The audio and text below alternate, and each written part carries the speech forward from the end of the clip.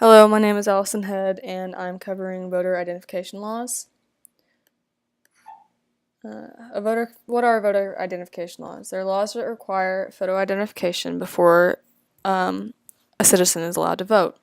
This purpose is to decrease voter fraud. On the screen now are state-to-state requirements for states that have voter ID laws in place and states with no voter ID laws in place. The states that aren't listed have not voted for or against voter laws.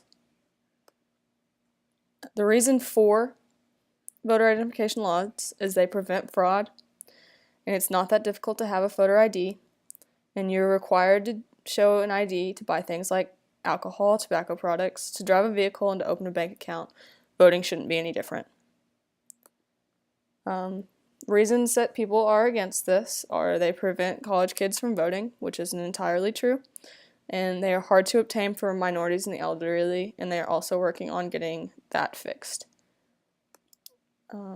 There are 4 types of voter identification laws. There's strict, where voters cannot cast a ballot without showing ID first, such as a driver's license. There's non-strict, which requires for someone to vouch for them, like a coworker. There's photo ID, which is just like a student ID, so students would be able to vote with this. And then there's non-photo, which is a different form of document that has your information on it.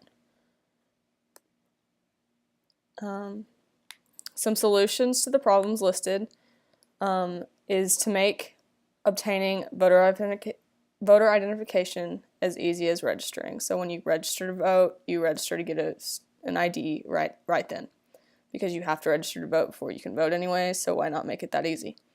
And then identification options available to everyone. And they're required photo ID when you sign up for things like the ACT. You have to be able to prove who you are, so voting shouldn't be any different.